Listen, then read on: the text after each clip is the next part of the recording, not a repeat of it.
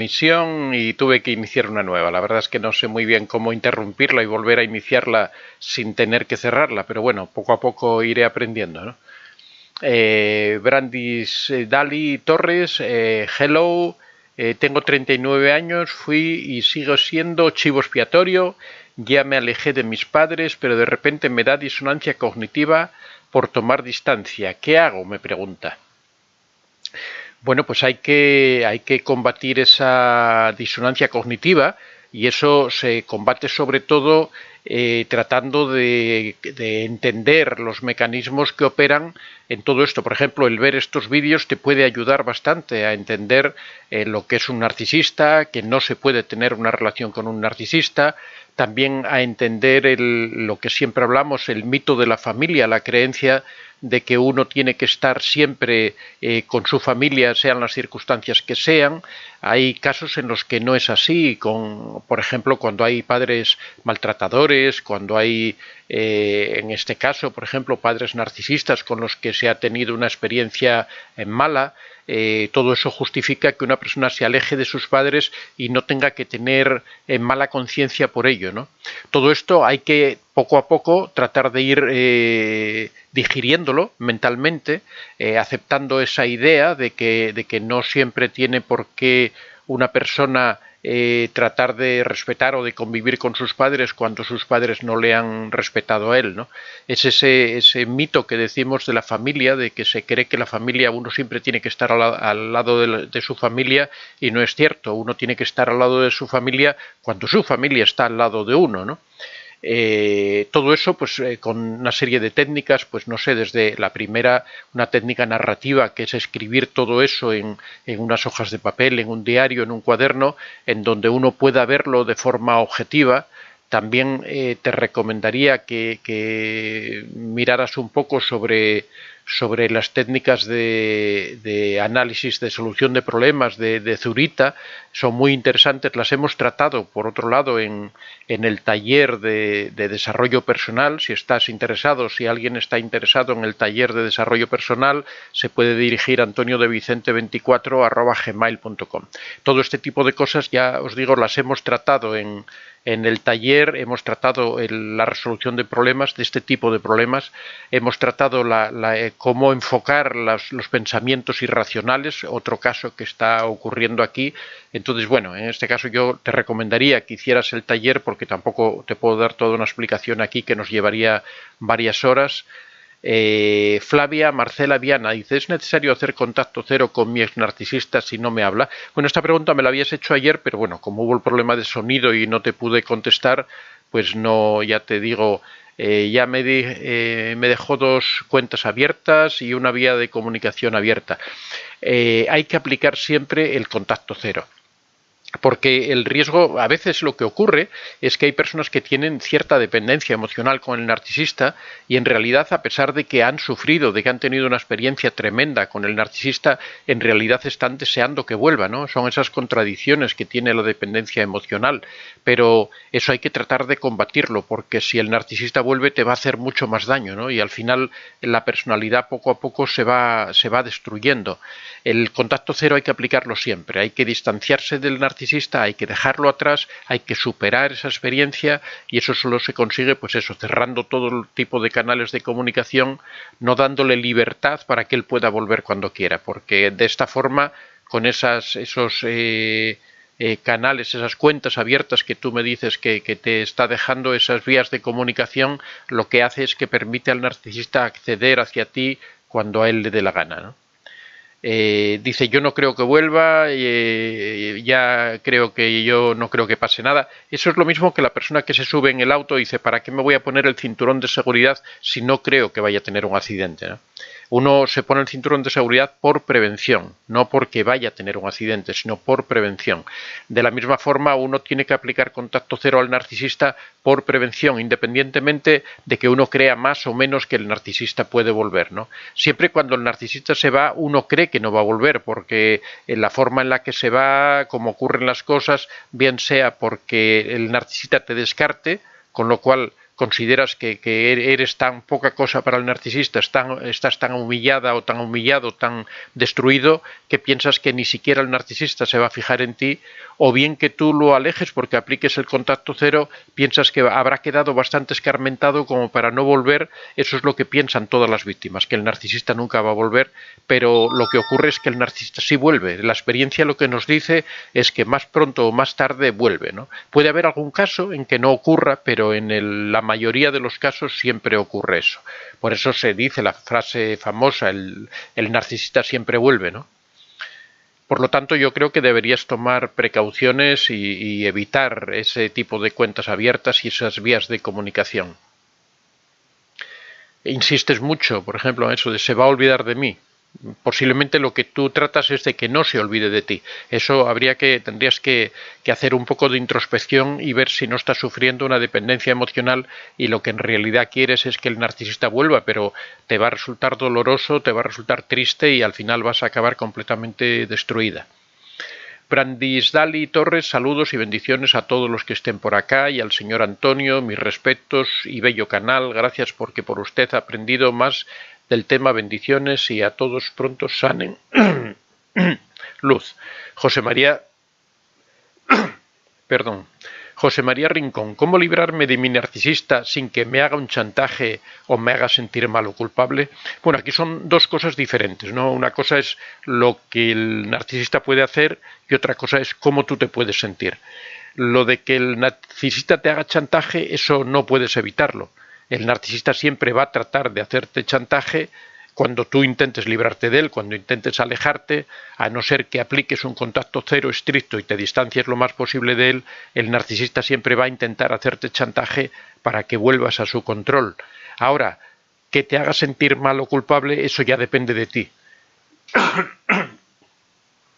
Lo mismo que en el caso anterior, depende de que tú proceses toda esa información, de que sigas consejos como los que ves aquí en este canal, que trates de eso, escribir lo que ha ocurrido, que trates de comprender y de asimilar de una forma objetiva para precisamente no sentirse culpable, para ver que tú no eres la persona responsable de todo esto que está ocurriendo y esa es la única manera en la que vas a poder lograr no sentirte culpable, ¿no? Haciendo ese proceso de asimilación de todas estas experiencias que has vivido. Entonces, ya te digo, son dos cosas diferentes. Una cosa es lo que el narcisista puede hacer, que lo hará, y otra cosa es cómo tú te debes sentir, que eso tienes tú que trabajarlo para eliminar ese sentimiento de culpa o ese sentimiento de desagrado que le queda a la persona cuando piensa que es ella la que le está haciendo daño al narcisista, cuando en realidad es al contrario.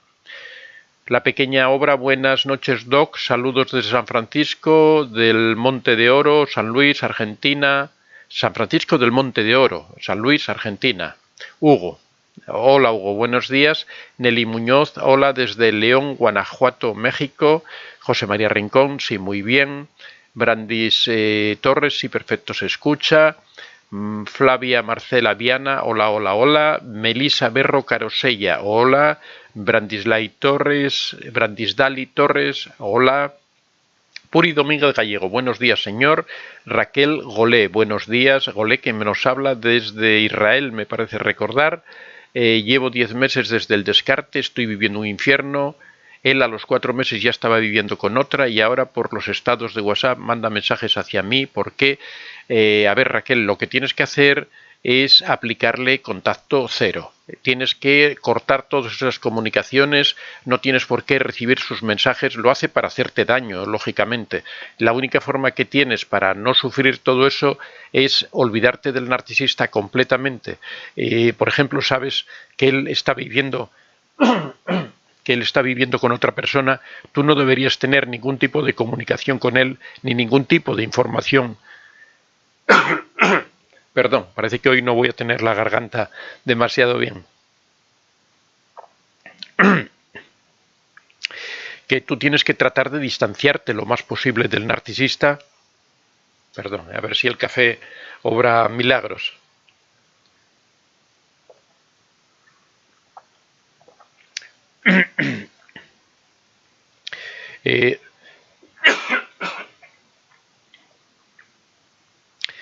Pues eso, tienes que tratar de distanciarte lo más posible del narcisista, romper todo tipo de comunicación y lo que siempre decimos, tienes que enfocarte en tu propia vida, tienes que enfocarte en tus aficiones, tienes que enfocarte en la familia que no tenga que ver con el narcisista, en los amigos que no tengan que ver con el narcisista, en tratar de recuperar esa vida que has perdido por estar con él.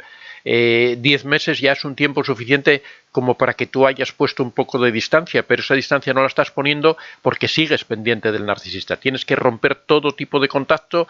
Si tienes redes sociales en las que él pueda llegar a ti, o en los estados de WhatsApp, bórralo ¿por qué tienes a esa persona en tu teléfono, en tu celular? Tienes que borrarlo de tu celular, tienes que anularlo, quitarlo de tu WhatsApp, de tu red, de todo tipo de redes sociales. Bueno, te recomiendo que leas el libro El Contacto Cero, el libro que yo he publicado en Amazon. Ya sabéis que podéis entrar en Amazon, vais al buscador y ponéis Antonio de Vicente y os salen mis libros, ahí podéis comprarlos. Te recomiendo que compres el libro Contacto Cero y que veas cómo tienes que aplicar el contacto cero para que de una vez te distancies de él y dejes de sufrir ya, porque te quedas ahí a medias entre dos aguas tratando de decir que te estás distanciando, que el narcisista te ha descartado, pero tú sigues recibiendo mensajes de él, sigues sufriendo, él te sigue haciendo daño. Eso hay que cortarlo de una vez.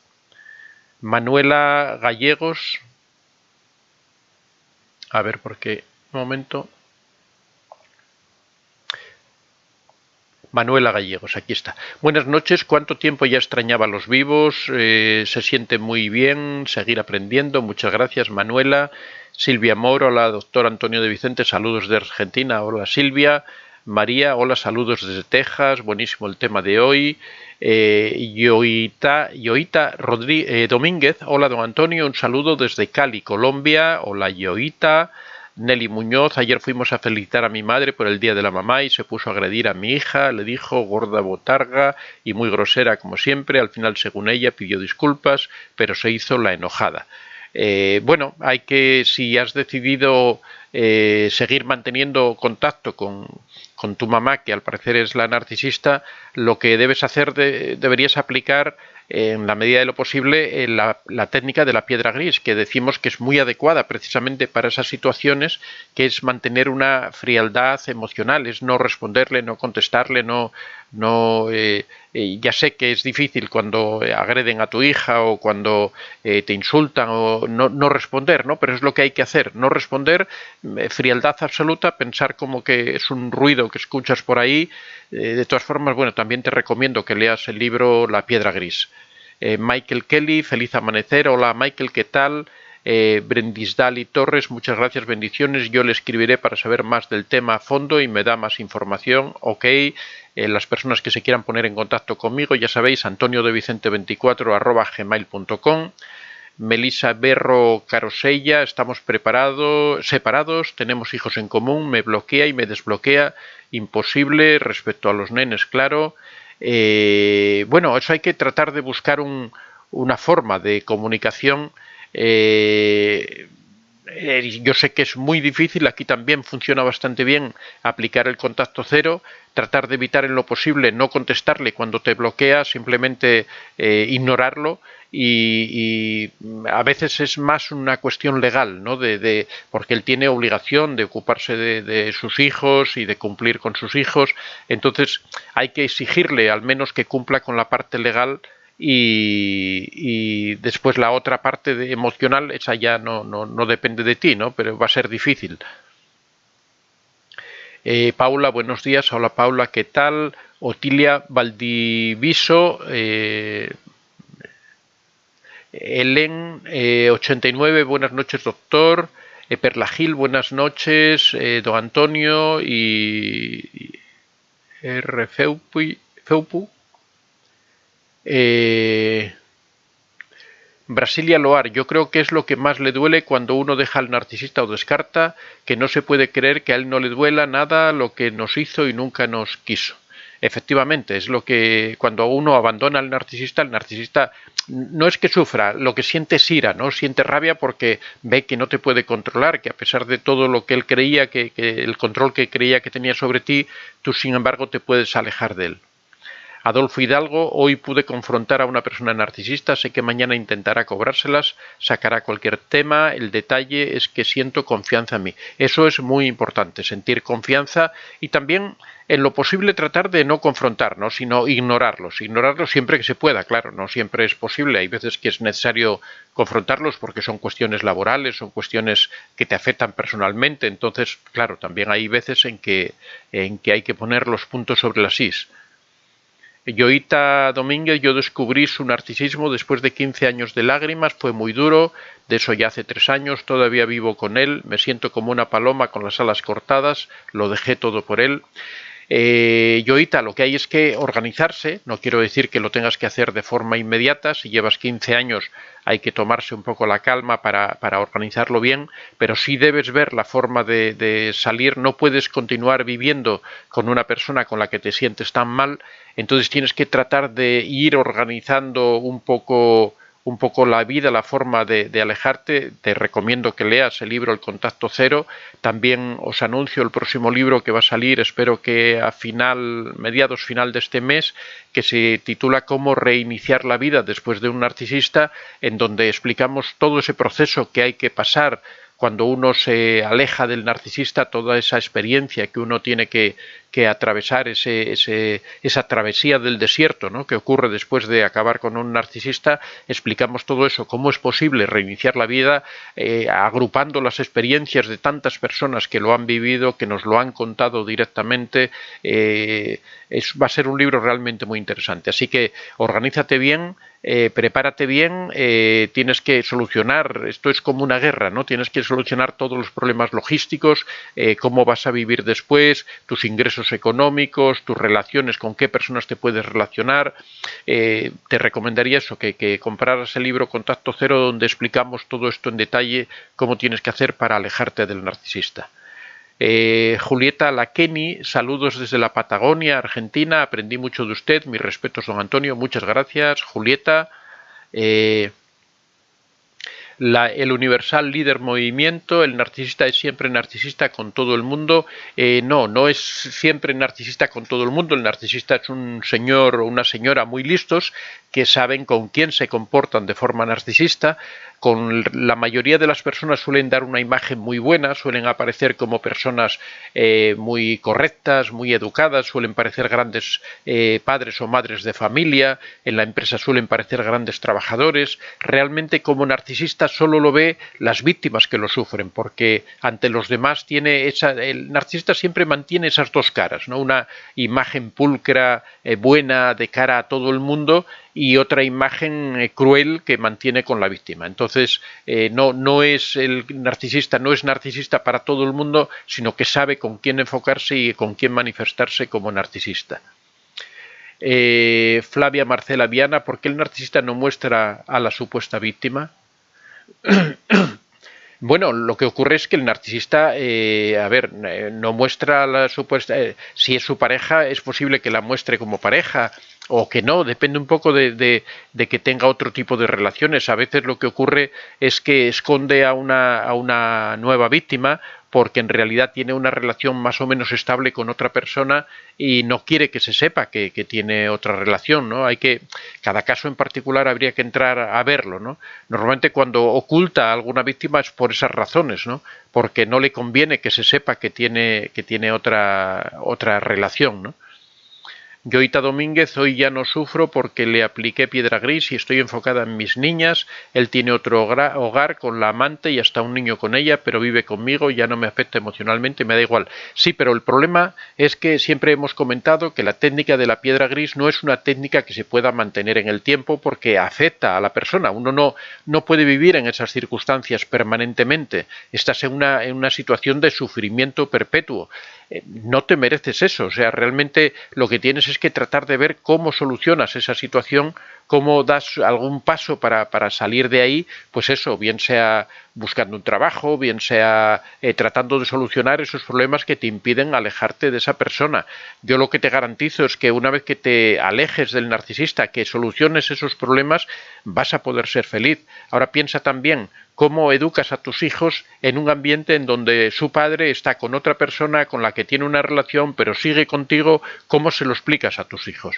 Entonces, eso realmente no son formas de crear una familia, no son formas de estructurarlo. Yo siempre digo que es preferible una familia rota a una familia tóxica, a una familia desestructurada completamente. Saludos Inma, Lilith, saludos, un abrazo, cuídese. Guillermo Soto, un fuerte abrazo y bendiciones desde México. Maestro Guillermo Lugo, buen día, señor Antonio, desde Cali, Colombia. El Universal, líder movimiento. ¿Por qué el narcisista piensa que uno tiene que ser sirviente de ellos y ellas no se dan cuenta de que molesta? Bueno, es la naturaleza del narcisista. La naturaleza del narcisista es una naturaleza abusadora, que quiere que todo el mundo, que todas las víctimas le sirvan a él, que él se siente que él tiene derecho sobre todas las personas, que él está por encima. Entonces su propia naturaleza es esa, que él en realidad entiende que él no molesta a nadie y si molesta a alguien tendrá que aguantarse porque él está por encima y tiene derecho a hacerlo, y sin embargo todos los que están por debajo tienen que estar de sirvientes para él, ¿no? Guillermo Lugo, en Colombia hay un famoso abogado que ha maltratado a la mamá de su hija, que es de nacionalidad extranjera, y la ha aislado de su hija desde el mismo momento de su nacimiento, violando sus derechos. Bueno, ahí ya no sé qué, supongo que si independientemente de que sea un abogado famoso, supongo que si la mamá recurre a la justicia, pues habrá, quiero creer que en Colombia habrá una justicia real y que pueda, claro, a veces existen situaciones de presión o de, aparte si la mamá es de nacionalidad extranjera, posiblemente tenga dificultades para acceder, pero bueno, no conozco el caso, no quiero opinar porque no lo conozco. El Universal, líder movimiento, ¿por qué lo necesitas? ¿No agradece los favores que uno le hace, Antonio? ¿Por qué lo necesitas? Pues porque crea una dependencia emocional. Es todo un proceso, es la dinámica del narcisista, ¿no? Es primero el narcisista tiene una primera etapa, siempre hablamos de estas diferentes etapas de la dinámica narcisista, que es la dinámica del enamoramiento, que es esa dinámica donde crea la dependencia, donde se crea esos condicionamientos intermitentes que crean tanta adicción, ¿no? Se presenta como una persona maravillosa, como una persona encantadora, la víctima empieza a verlo como ese príncipe azul o esa princesa rosa a la que toda su vida ha esperado. La idea de la media naranja es la persona que me complementa, es la persona que yo he esperado toda mi vida. Y poco a poco el narcisista va tejiendo todas esas redes que sujetan a la víctima, redes emocionales.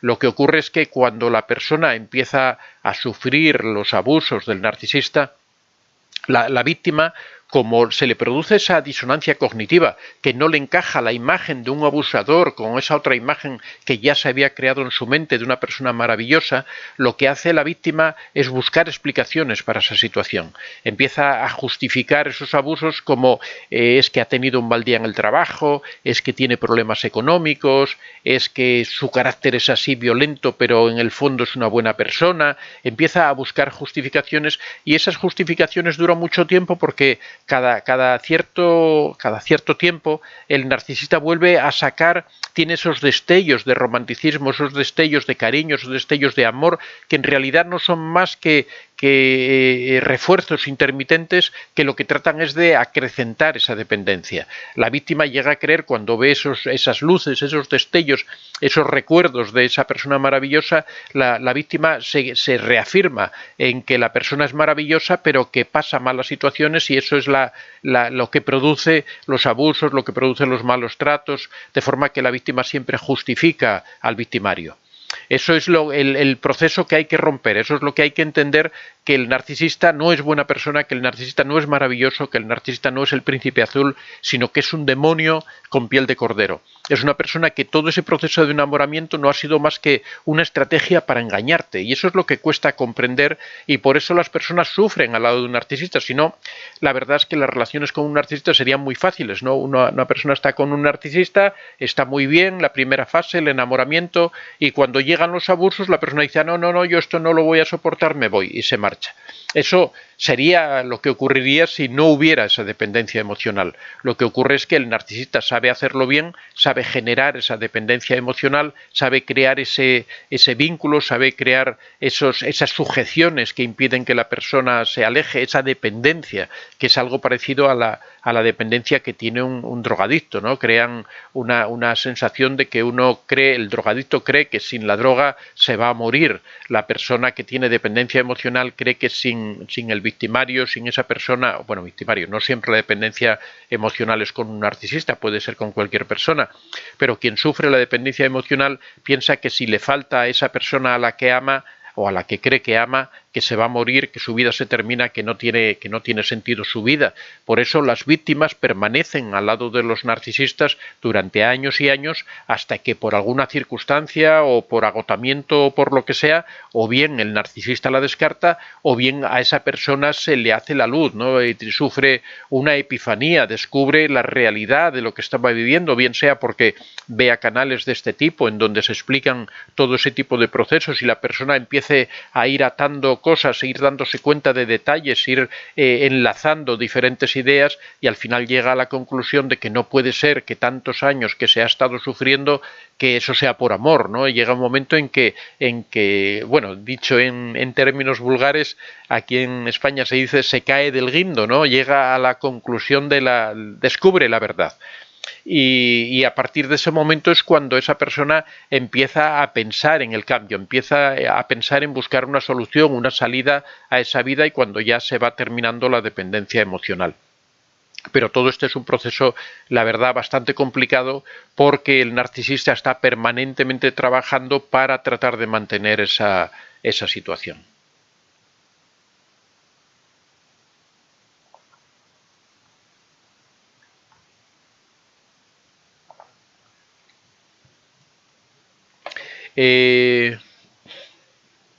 Lord Apoe, difícil buscar una forma de comunicarse cuando estás en contacto cero y te ponen en contra de tu hija. El día de la madre ella lo pasó con su padre, tía y abuela, y yo sola, ella no lo ve tan mal.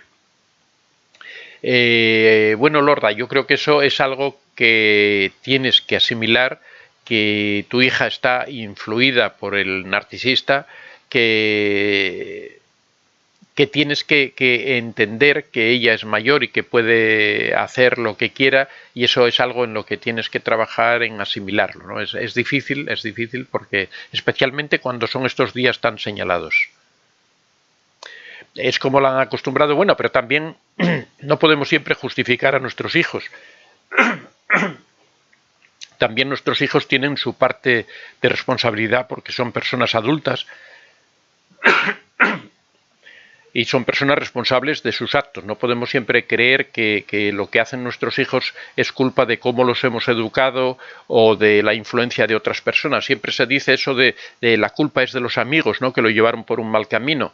Y no, las personas eligen sus caminos, ¿no? A medida que los jóvenes se van haciendo mayores, van entendiendo cómo funciona el mundo, van entendiendo la toma de decisiones, van entendiendo por qué hacen las cosas, entonces no siempre tenemos que culpar a las otras personas de lo que hacen. Muchas veces nos quedamos enganchados en esas situaciones porque tratamos de justificar, lo que siempre decimos, tratamos de justificar las acciones malas atribuyéndoselas a las circunstancias o a otras personas.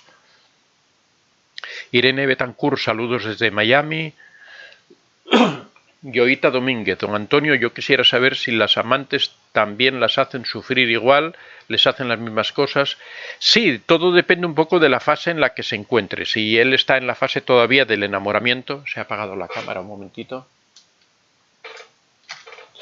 Si el narcisista está en la fase del enamoramiento, pues lógicamente no la hace sufrir en ese momento. Más adelante, cuando evoluciona, claro que la hace sufrir. El narcisista hace sufrir a todo el mundo, ¿no? Más pronto o más tarde a todo el mundo le llega ese momento. Melissa Berro Carosella pregunta, ¿el narcisista se puede enamorar? Bueno, aquí siempre señalo de que hay que diferenciar lo que es enamorarse de lo que es amar, que es diferente. Enamorarse es un proceso químico, es un proceso que se produce cuando encontramos, es ese intercambio que ocurre entre las emociones y la parte fisiológica, la parte hormonal, la parte física de nuestro cuerpo.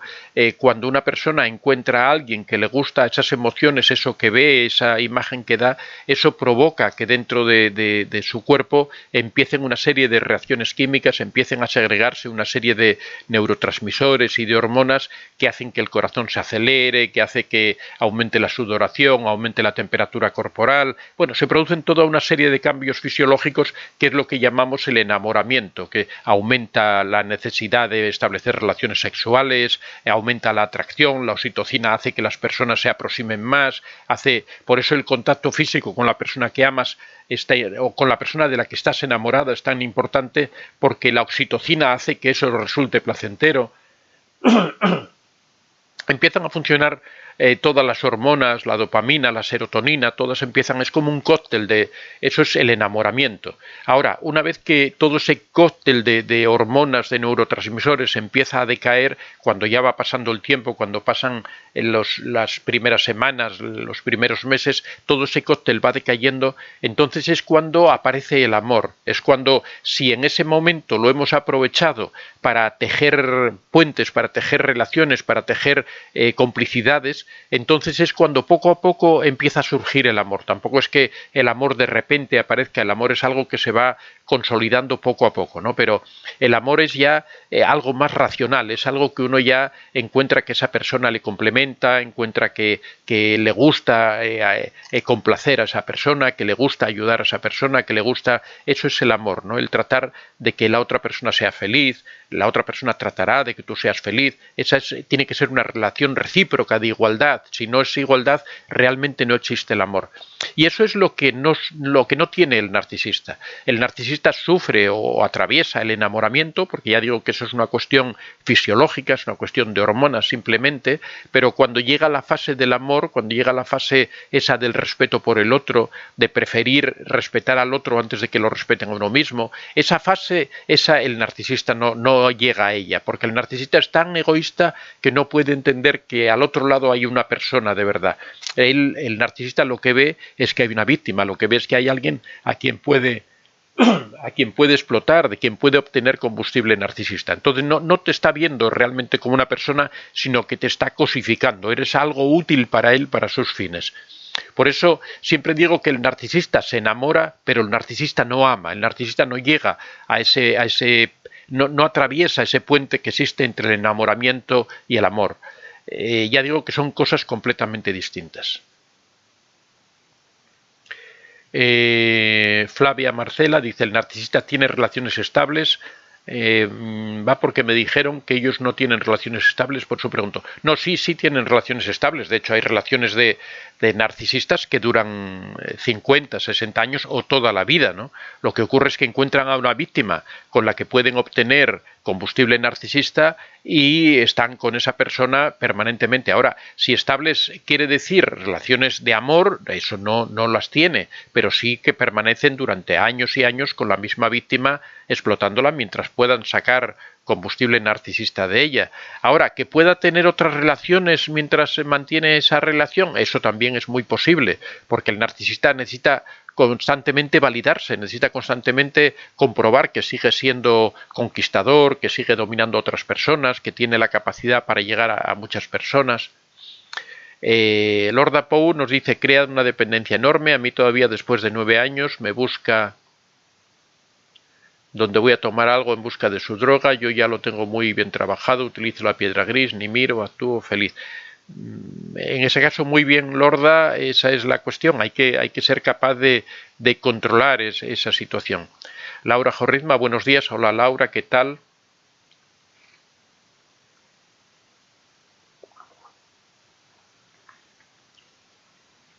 Scarlett dice: acabo de dar con esta transmisión, hace unas horas terminé con mi pareja, como de costumbre me bloqueó, me quitó el habla, otra vez me deja, me siento muy mal.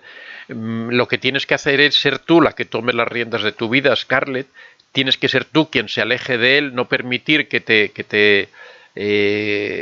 que te mangonee a su manera, que te haga todas las cosas que quiera y después cuando te llame tú vuelves, porque el problema real es ese, ¿no? Porque si cuando él hace todo eso tú te alejaras, pues no habría problema, pero la cuestión es que seguramente en un tiempo él va a volver a llamarte y tú vas a volver con él.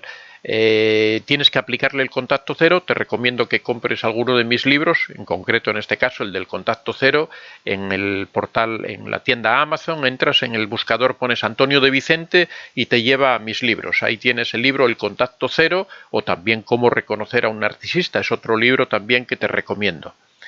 Dice, siempre me hace lo mismo, me hizo quedar mal con toda su familia, con mentiras.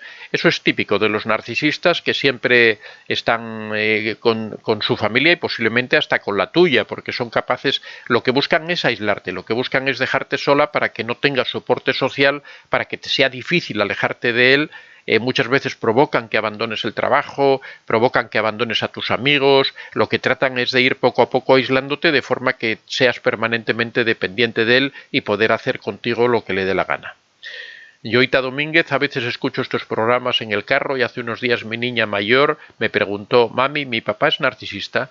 No supe contestarle, no sé cómo hablarle de este tema, ¿qué hago? Bueno, con una niña de 9 años no debes hablar de ese tema, no debes mencionarle, porque si tú le dices que es narcisista te va a pedir que le expliques, que le digas y aparte eso lo que hace es crear una idea. Tú no debes hablarle nada de su papá. Ella, a medida que se va haciendo mayor, se irá dando cuenta de la diferencia que existe. En esos casos yo siempre recomiendo que la persona lo que tiene es que tratar de respetar a su hija, amarla, quererla, por supuesto hacerla que cumpla con sus obligaciones, ponerle sus límites, educarla bien, ¿no? Eso es lo importante. Y a medida que la niña vaya creciendo, ella sola se va a ir dando cuenta de quién es quién en sus relaciones, ¿no? Eso es lo importante. Pero nunca acusar a la otra parte de la pareja, nunca enfrentar, nunca con la hija me refiero, porque lo que se hace es que se la pone en el medio, ¿no? Es como una pelota de tenis que va y viene. El narcisista, por supuesto, hará lo mismo, porque eso es lo que hacen siempre, pero si uno le responde y uno hace lo mismo con la hija, pues al final quien sufre es el inocente, ¿no? Scarlett me culpabiliza de todo. Bueno, siempre los narcisistas culpabilizan de todo a la otra persona, de que es la responsable de todo lo que ocurre. Por eso te digo, lo que hay que hacer con los narcisistas no es tratar de entenderlos, no es tratar de justificarlos, no es tratar de encontrar las razones. Lo que hay que hacer es alejarse de ellos. No hay otra alternativa. No se les puede hacer cambiar, no van a ir a terapia, no se va a solucionar. Lo que hay que hacer es alejarse de ellos. Melissa Berro Carosella, nunca es suficiente. El Universal, una pregunta muy importante, ¿lo narcisista le importa a sus hijos? Entiendo que me preguntas si al narcisista le importan sus hijos. Pues no le importan mucho, o sea, le importa en cuanto que los utiliza, los maneja, le dan imagen. Siempre, si es un padre o una madre, les gusta aparecer como grandes padres, grandes madres, pero en realidad a un narcisista lo único que le importa son ellos mismos.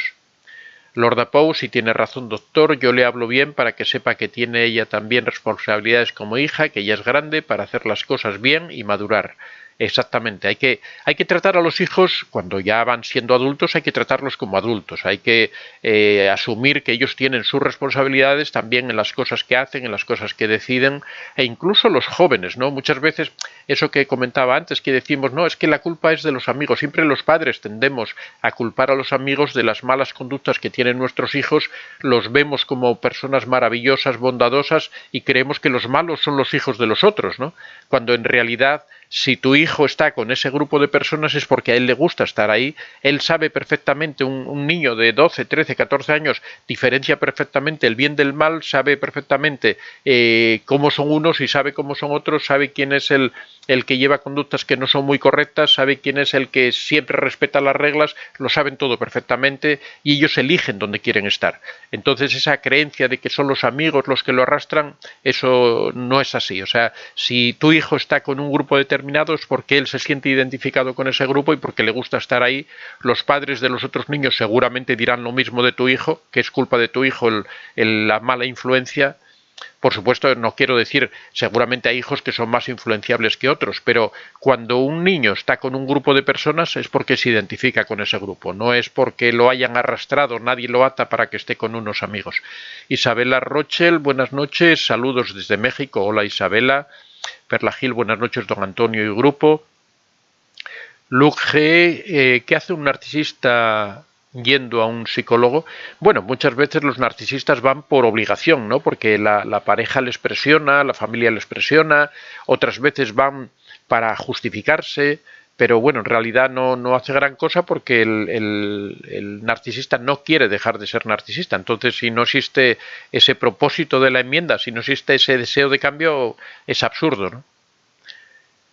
Yojita Domínguez, háblale a tu hija para que no sufra malas experiencias con esas personas. El Universal, líder. Si no he encontrado este canal, tuviera loco seguro. Esta persona solo quiere unos para sacar provecho. Laura Pérez, los familiares que han sido engañados por el narcisista con la campaña de desprestigio se dan cuenta de que lo hizo el chivo expiatorio. Se dan cuenta de lo que hizo al chivo expiatorio. Mi madre es narcisista encubierta, todos están distanciados. Bueno, a veces no, la gente no se da cuenta del chivo expiatorio, otras veces sí, es que depende un poco de cada caso en particular, ¿no? Hay personas desde fuera, depende también de la persona que ve, qué criterio tenga, qué experiencia tenga, si conoce o no conoce casos de narcisistas, de familias tóxicas, de relaciones desestructuradas. Isabela Rochel, mi hermano es narcisista, después de su divorcio les quitó el habla a sus hijos porque ya no creyeron en sus mentiras y no les siguieron el juego. Tiene más de 2 años que no les pasa manutención. Bueno, en estos casos ya es un problema legal, en estos casos hay que acudir a los jueces para que obligarlo, ¿no?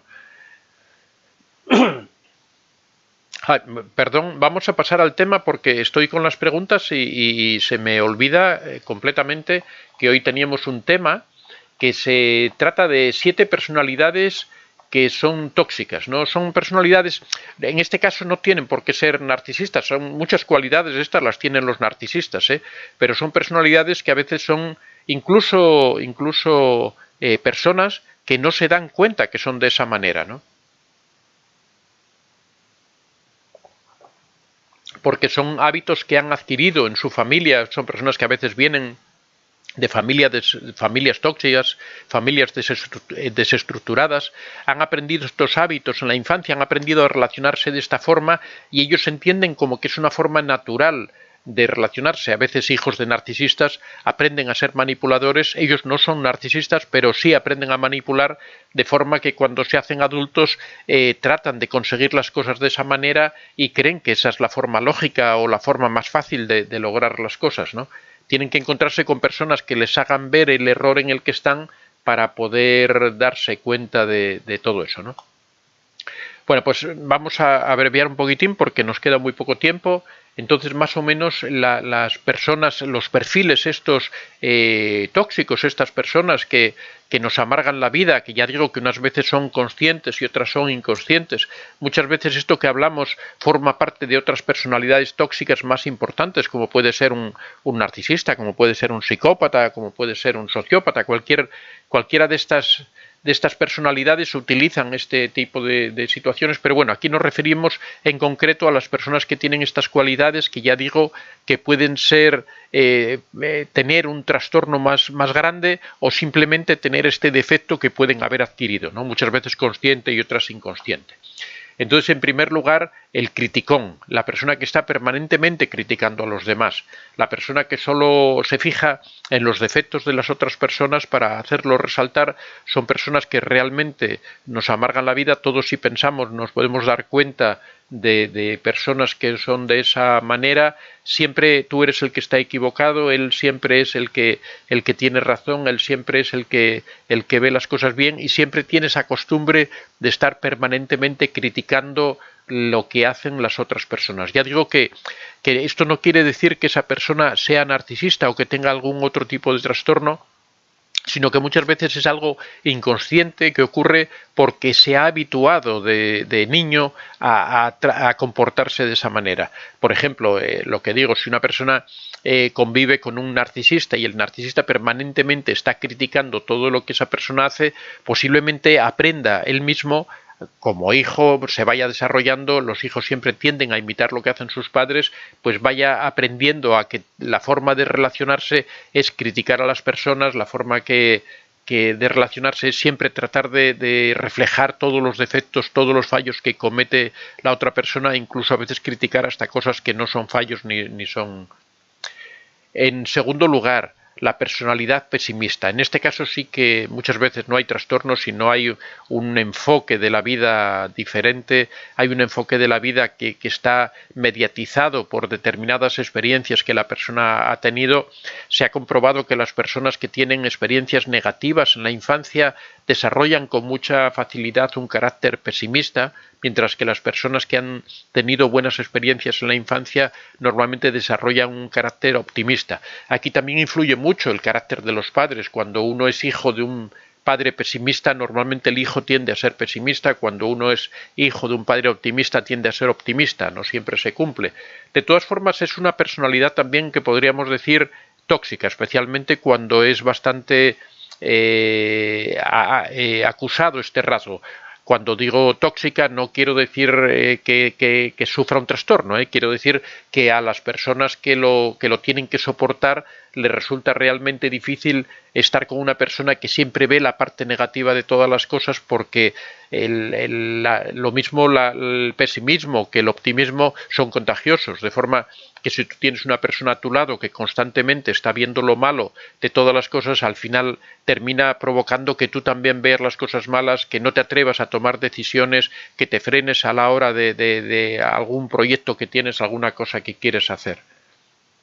En tercer lugar, la personalidad catastrofista. Esa personalidad que siempre cree que van a ocurrir desgracias, que van a ocurrir cosas terribles. Cuando te subes a un auto para hacer un viaje, empiezan a imaginar, a suponer. Lo malo no es que lo imaginen o lo piensen, sino que lo cuentan, que lo hablan con otras personas, de forma que provocan una preocupación innecesaria en las otras personas, porque catastrofista no es el que piensa que va a haber una catástrofe cuando la catástrofe va a ocurrir. Por ejemplo, si estalla un volcán, lógicamente, si alguien comenta que puede ocurrir tal cosa, es bastante probable, ¿no? Ese no sería un catastrofista, sino sería un realista.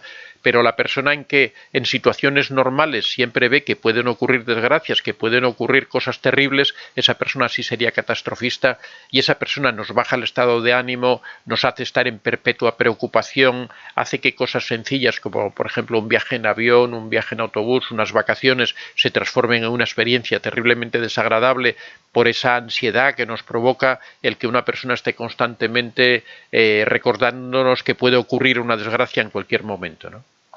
En cuarto lugar, bueno, voy rápido porque nos queda muy poco tiempo y quiero tratarlo así, la personalidad victimista. Esa persona que siempre piensa que todas las desgracias que le vienen en la vida es culpa de los demás, son situaciones que están ocurriendo y que siempre él es la persona que tiene que cargar con todas esas culpas. También esto tiene mucho de educación en la familia. Ya digo que todo esto puede ser o bien voluntario y estar incurso, estar metido dentro de un trastorno más importante, o también pueden ser hábitos que se han adquirido en la infancia y que pueden ser cambiados con relativa facilidad, ¿no? Siempre decimos que todo lo que se aprende se puede desaprender. Todos estos casos que estamos hablando son personas, si no está metido dentro de otro trastorno más grave, son cosas que son relativamente fáciles de solucionar. Y ya digo, la persona victimista es una persona que realmente cuando te toca al lado una persona de este tipo, de verdad te aburre y te amarga la vida. Por eso decimos que es una personalidad tóxica, porque tener una persona que constantemente todo lo que ocurre lo está atribuyendo a otras personas, incluso a veces a ti, está diciendo que todas las desgracias, aparte coincide siempre que son personas poco proactivas o más bien personas pasivas, porque al ser victimista siempre cree que nada le va a funcionar, que siempre las circunstancias, las situaciones, las crisis, todo eso va a impedir que pueda hacer realidad todas esas cosas. Normalmente el victimista suele ser también pesimista. En quinto lugar, la personalidad agresiva. Ya digo, muchas veces son cuestiones de educación, son cuestiones de la formación que uno adquiere en la infancia, son cuestiones de la familia con la que ha vivido, pero lo cierto es que hay muchas personas con cierta agresividad.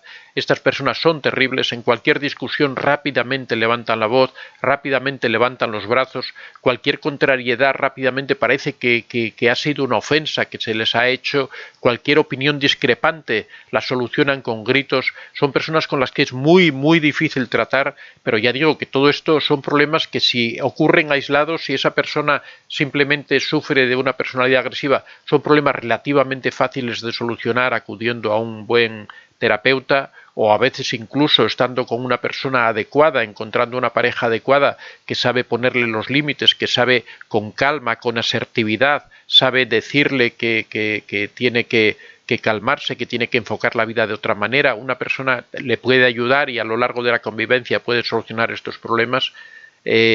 Bueno, también aprovecho para comentar que en el taller que estamos realizando de desarrollo personal abordamos el tema de la asertividad, abordamos el tema de cómo enfrentar esta agresividad, bueno, en general todos estos problemas con los que nos estamos encontrando. Por lo tanto, si queréis, si alguno estáis interesado en realizar el taller de desarrollo personal, podéis poneros en contacto en el correo antoniodevicente24@gmail.com. La siguiente personalidad agresiva es la personalidad sarcástica. El sarcasmo es una burla, normalmente es inteligente, pero siempre persigue la idea de hacer daño a los demás. Normalmente el sarcasmo suele hacerlo una persona, como digo, que tiene un cierto nivel de cultura, de inteligencia, porque siempre busca darle vuelta a las cosas y siempre al final hacer burla de la persona. Son personas que realmente causan daño. Esa persona siempre como que trata de estar por encima de los demás, como que trata de manifestar su superioridad sobre otra persona. El sarcasmo es una cosa muy típica de los narcisistas. Siempre es una burla irónica en donde se trata de dejar a la otra persona por debajo. Normalmente todo esto afecta mucho, en este caso, a la autoestima, mientras, por ejemplo, la agresividad no afecta tanto a la autoestima, porque una persona frente a uno agresivo comprende que el problema está del otro lado. Sin embargo, en el caso del sarcasmo, si es reiterado, si es una persona que sabe llegar hasta los puntos más ocultos de tu personalidad, realmente daña mucho la autoestima. Por eso el sarcasmo aquí ya estamos hablando de algo ya un poquito más grave, y quizá también que tiene una solución un poco más difícil, porque normalmente, ya digo, el sarcasmo va bastante unido al narcisismo. Y en séptimo lugar, la personalidad pusilánime, el que nunca tiene fuerza para hacer nada, el que siempre le falta el coraje, el que no es capaz nunca de enfrentar nada. Esta personalidad débil, esta personalidad que siempre prefiere quedarse quieto, no hacer nada, porque es como que le falta la energía, como que le falta la sangre. Esto, como digo, todas estas cosas en general son contagiosas. Todos estos hábitos, estas conductas son contagiosas a la persona que le rodea. Cuando dentro de tu grupo de trabajo, cuando dentro de la familia, cuando dentro de tu círculo social tienes personas pusilánimes, normalmente lo que hacen es frenar mucho la acción de las otras personas, porque siempre manifiestan ese carácter de debilidad, ese carácter de que no son capaces de hacer frente a los problemas. Por eso también se transforman en personas tóxicas, porque si simplemente esa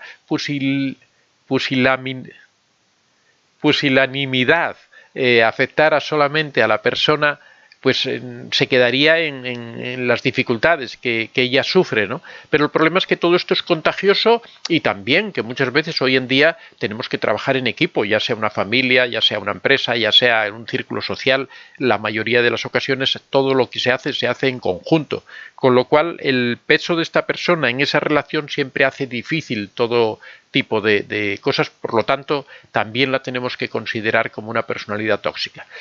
Ya digo, estos son los siete tipos podríamos llamarlos vampiros emocionales, porque te absorben, te quitan la energía con su carácter, con su forma de comportarse. Ya digo que esto no tiene obligatoriamente que estar unido a un trastorno de la personalidad, como puede ser narcisismo o psicoticismo, psicopatía. pero puede darse por separado, puede ser un problema que ocurra que venga arrastrado de un trauma de la familia, de hábitos que se han adquirido en la infancia, de pertenecer a familias tóxicas en donde se ha aprendido de ese ejemplo, pero lo que sí, la buena noticia podría ser que si este comportamiento es un comportamiento aislado, me refiero que no vaya acompañado de otro tipo de conductas que ya nos configuren un verdadero trastorno, si es una cosa aislada, tiene fácil solución. Entonces sí que si estáis con una persona que realmente es negativa, si estáis con una persona que es pusilánime, si estáis con una persona que es agresiva, todo esto, si la persona por supuesto quiere solucionarlo, que si es, ya os digo, que si es algo aislado será fácil que sí quiera ponerle solución porque se dará cuenta de que esto le hace que no se adapte bien a la vida, es una conducta desadaptativa, ¿no? Que le impide integrarse bien con las otras personas, pues seguramente tenga la voluntad de solucionar ese problema y ya os digo que tiene fácil solución. Bueno, más o menos este era el tema de hoy. He tratado de hacerlo rápido porque empezamos a hablar y se nos va el tiempo. Considero siempre que lo más importante es responder a las preguntas que me hacéis porque son esas inquietudes profundas que tenéis. Lo otro podemos repetirlo, podemos hablar en otra ocasión, o sea que eso ya no me preocupa tanto. Prefiero más responder a las preguntas. A ver, vamos a seguir entonces.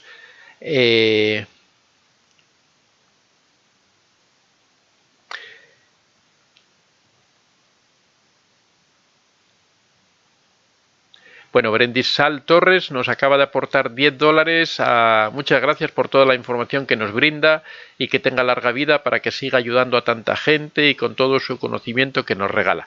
Bueno, muchas gracias Brendisdali Torres. Por supuesto que sí, mi idea, a pesar de que ya estoy bastante cerca de la jubilación, mi idea es no jubilarme porque a mí me gusta el trabajo que hago, disfruto con ello, entonces creo que me vais a tener que aguantar por mucho tiempo. Pero bueno, seguimos con las preguntas.